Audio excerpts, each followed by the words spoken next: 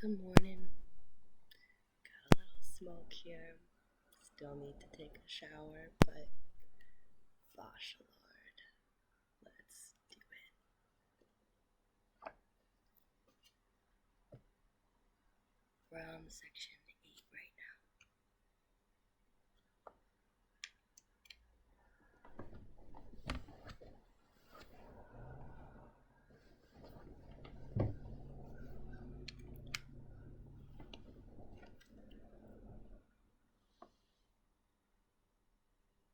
Thanks for bearing with me.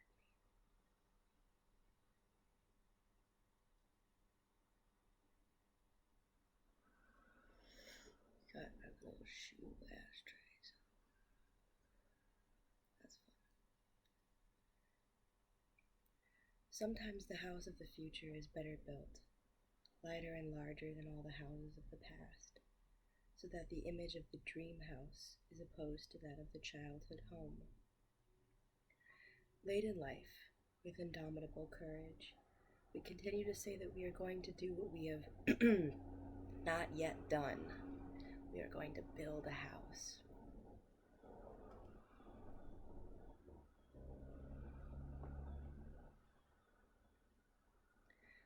This dream house may be merely a dream of ownership, the embodiment of everything that is considered convenient, comfortable, healthy, sound, desirable by other people. It must therefore satisfy both pride and reason, two irreconcilable terms. If these dreams are realized, they no longer belong in the domain of this study, but in that of the psychology of projects. Daydreaming is a project, I would argue to Bachelard. Daydreaming is totally a project. Fantasy is a project. Right? You build... Okay, I'm not giving him enough patience. However, as I have said many times, for me, a project is a short-range ownerism, and while it gives free play to the mind, the soul does not find in it its vital expression. Maybe it is a good thing for us to keep a few dreams of the house that we shall live in later. Always later, so much later, in fact, that we shall not have time to achieve it. For a house that was final, one that stood in symmetrical relation to the house we were born in, would lead to thoughts, serious, sad thoughts, and not to dreams. Dreams can be sad. I'm just disagreeing with him today. Dreams can be sad. It is better to live in a state of impermanence than in one of finality. Well, we're all gonna die, so there's some finality.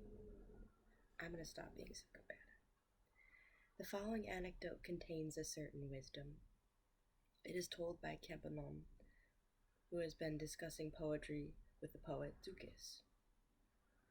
When we came to the little poems indited to his home, his flower beds, his kitchen garden, his little wood, or his wine cellar, I could not help remarking jokingly that 100 years hence, he risked obligating his commentators to rack their brains.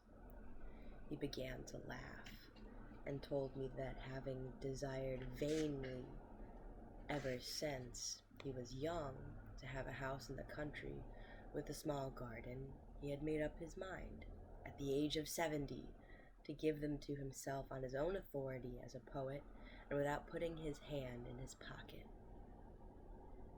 He had begun by acquiring a house, then, as the charm of ownership increased, had added the garden, the little wood, etc. None of this existed outside his imagination. But it sufficed for these little fancied possessions to take on reality in his eyes. He spoke of them and derived pleasure from them as though they were real, and so powerful was his imagination that I should not be surprised if, on frosty April nights, He didn't show signs of anxiety about his Marley vineyards.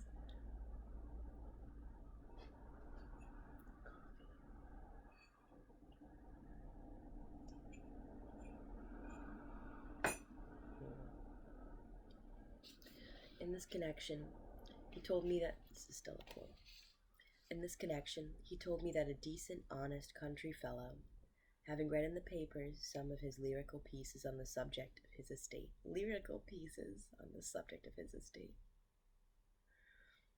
had written to offer his services as overseer, adding that all he asked was a place to live and whatever wages might be considered fair. Housed, end quote. Good time for a smoke.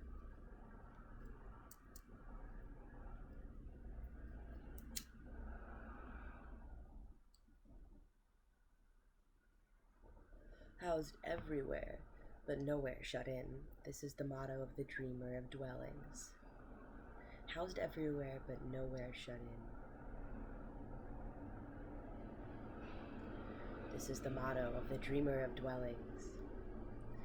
In the last house, as well as in the actual house, the daydream of inhabiting is thwarted. A daydream of elsewhere should be left open, therefore, at all times. An excellent exercise for the function of inhabiting the dream house consists in taking a train trip. It's that movie, that person on the train. That was like a metaphor for death. Such a voyage unreels, a film of houses that are dreamed, accepted and refused, without our ever having been tempted to stop, as we are when motoring. We are sunk deep in daydreaming, with all verification healthily forbidden. But lest this manner of travel be merely a gentle mania of mine, I should like to quote the following passage from Thoreau's Journals of October 31st, 1850. Yeah, it's a couple weeks from now. Not 1850, but Halloween. I am wont to think that I could spend my days contently in any retired country house that I see, for I see it to advantage now, and without encumbrance. I have not yet imported my humdrum thoughts, my prosaic habits, into it to mar the landscape. On August 28th, 1861, Thoreau addresses in thought the fortunate owners of the houses he has seen. Give me but the eyes to see the things which you possess. This is why I don't like Thoreau, but we can disagree. George Sand said that people could be classified according to whether they aspired to live in a cottage or in a palace. But the question is more complex than that. Thank you, Bachelard. When we live in a manor house, we dream of a cottage. And when we live in a cottage, we dream of a palace. The grass is greener, I would say. Better still, we all have our cottage moments and our palace moments. Oh, I like that. Where's my pencil?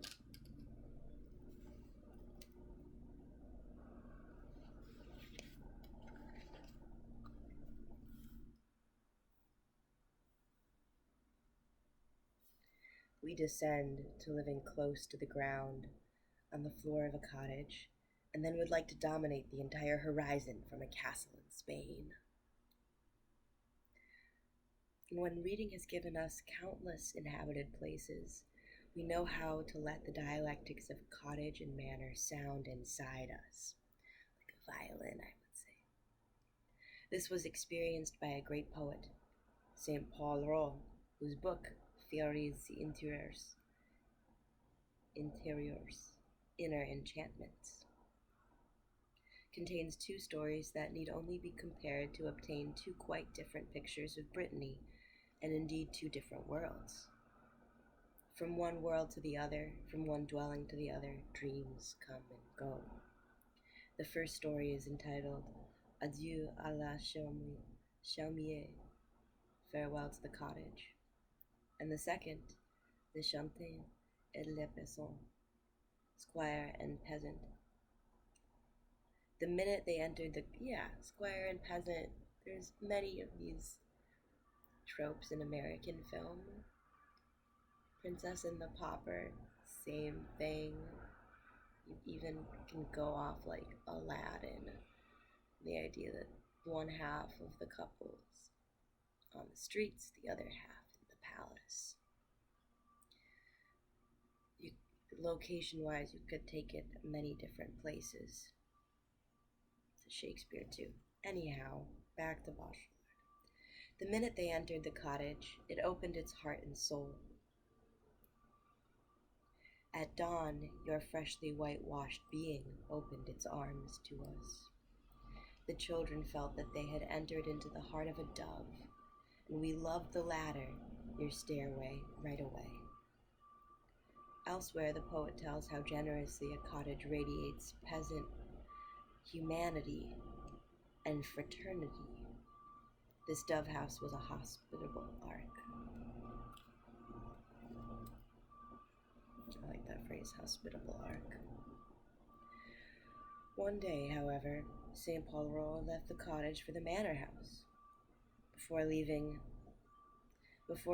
for a life of luxury and pride, according to Theophile Bryant, his Franciscan soul lamented, and he lingered a while longer under the lintel of Rascanville. Bryant quotes him as follows: "One last time, O cottage, let me kiss your humble walls, even in their shadow, which is the color of my woe." The Cameray Manor, which became St. Paul home, is undoubtedly a poetic creation, in every sense of the word. It is the realization of a poet's dream castle, for he first bought a fisherman's cottage situated right by the sea, on the crest of the dune that the inhabitants of this Breton peninsula call the Lion of Taulinguet. With the help of a friend, an artillery officer, he then drew up plans for a manor house with 8 towers, the center of which was to be the house he had just bought. 8 towers.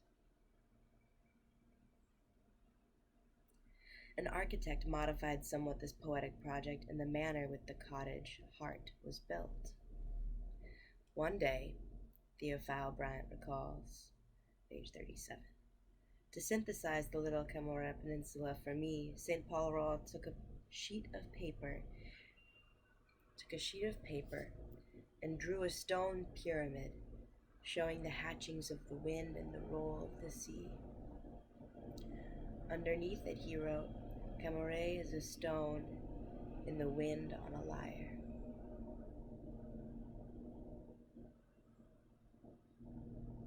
Seems like the way the Bible talks about Christianity in a funny sense. Everyone recycles images. A few pages back, we discussed poems to sing of breath and wind houses, poems with which we seem to have attained the ultimate degree of metaphor. And here we see a poet who follows the working draft of these metaphors to build his house. Aha! We should find ourselves indulging. I'll indulge with that.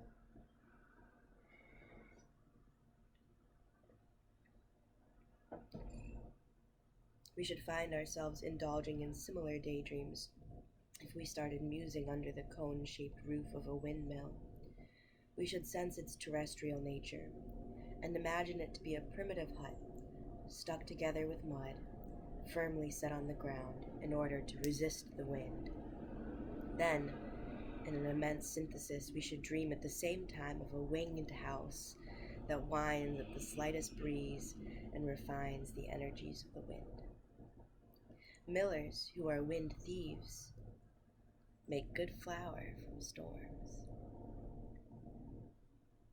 What a wonderful, wonderful line. Okay, we'll stop here.